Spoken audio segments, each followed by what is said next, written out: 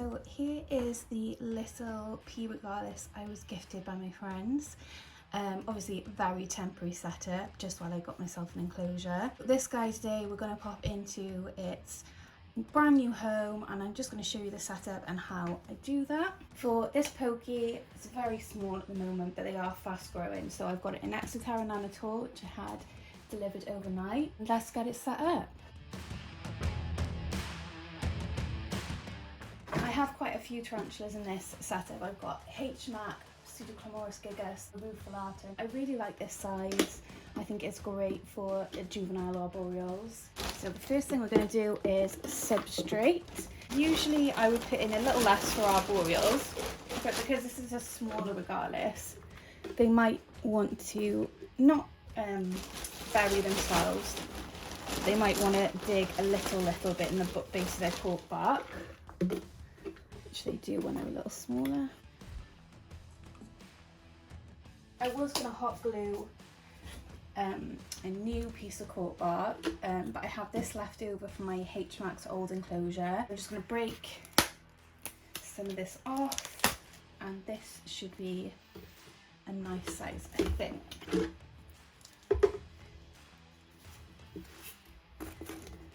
No. Yeah, I like that. Make sure it's secure. That'll give it a really nice hiding space, but then if it wants to come out of there, certainly during the heat at the moment, it's got plenty of room to cut about in. So now we want to offer some coverage. So I'm going to put this in, and then I'm going to trim it. So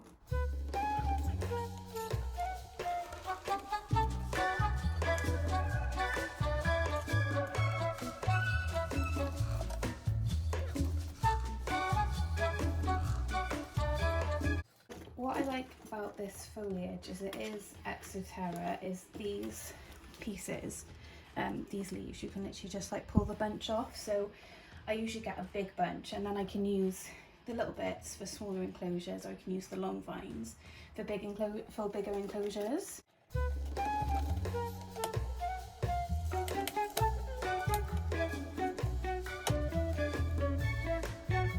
So now I just feel like at this point I'm just gardening, so I'm just going to take off little bits that I think are going to get caught in the roof, and then just trim it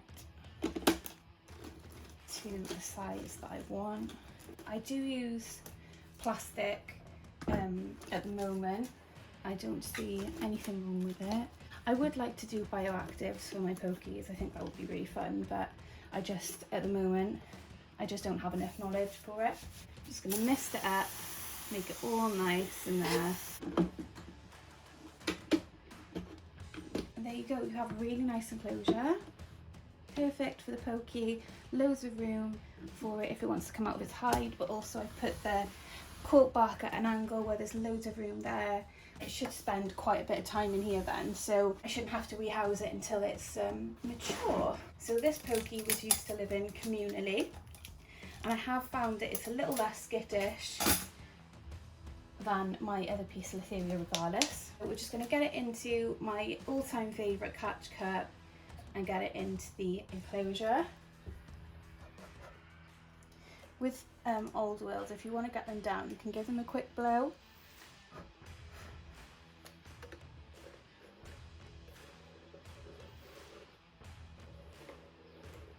There you go. This is one piece of Etheria Regalis, suspect female. In rehouses, do what you feel comfortable with. So, you know, if you don't want to use an open catch cup, that's fine. Do whatever feels right to you, as long as you're keeping both yourself and the tarantula safe.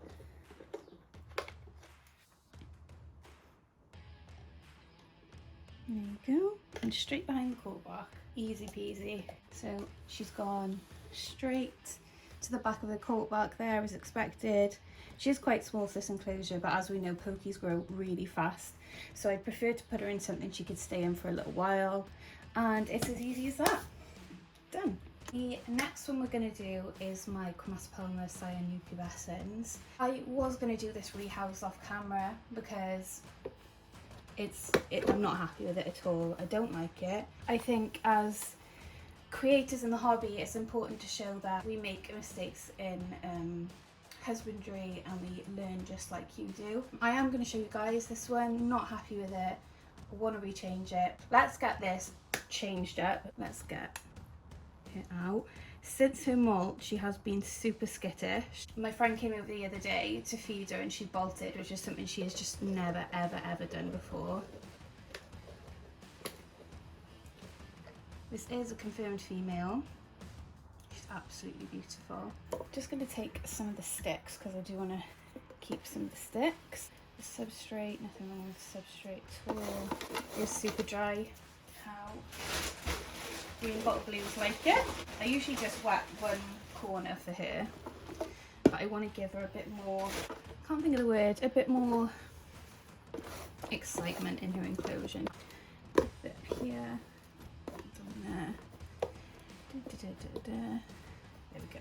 So as we know, the Chromatopelma is a heavy webber. What I'm going to do with this enclosure is just give her loads of opportunity to web. In her last enclosure, she just covered it and she was super happy in there, but obviously I've noticed that she just hasn't done that in here. I think it's just because I haven't set it up properly.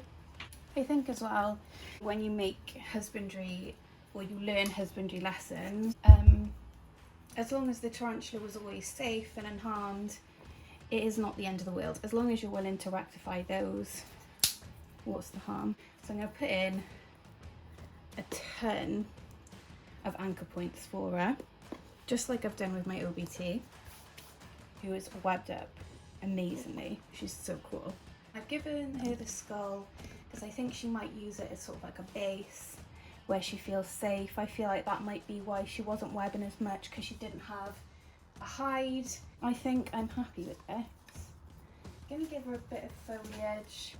Not that she really needs it, but it's just one of those things that makes her feel more protected. So I'm literally just going to put that in there. I think she'll be happy in there. She's at the size as well. We know they're semi-arboreal, where she's got plenty of room to climb, plenty of room to grow. She's so stunning. Just see if she'll walk out. She's a fairly calm tarantula. Watch her bolt now. Come on. She's lovely. There she is. This is... Oh no, no!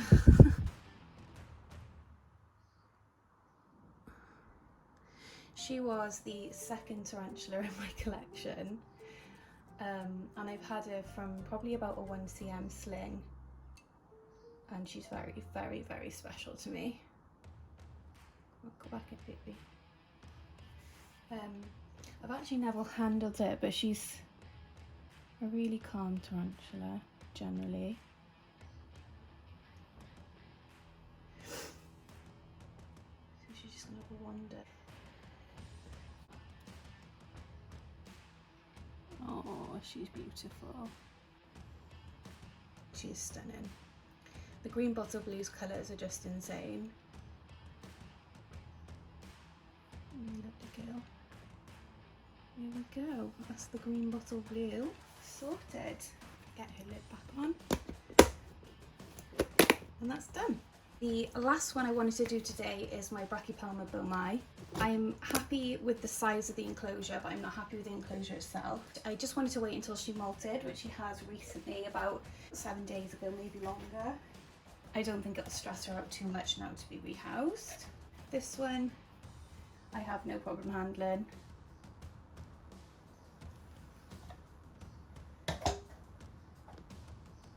She's super calm.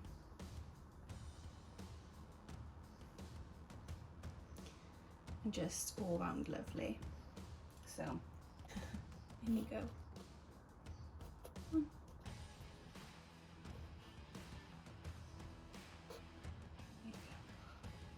She can sit by there, she won't go anywhere. We're just gonna redo this basically. Oh, mold, oh that's good then.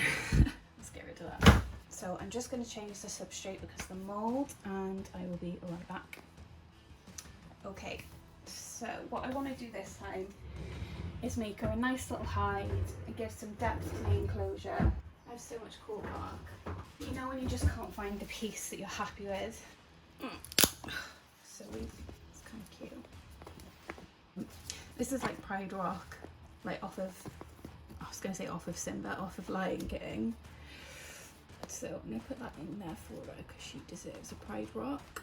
One mistake that I find myself making constantly with these enclosures is I set them up without checking that I can close them. So yeah, as you can see there, it was a little bit too high up. So now we know the angle. I'm going to make her a little starter burrow underneath. And then just flatten this bit so there's sort of depth to the enclosure. A little bit of moss texture. This is my Dark Dens version of the sand. I just love putting moss in things. Water bowl. Brachypelmas are a nightmare for filling these bowls. So that's quite cute. Nice little basic setup. Lovely little hide. Don't really need anything else. I'm just going to put in by here some greenery so it covers the entrance to a hide because it is quite a wide entrance. Cool.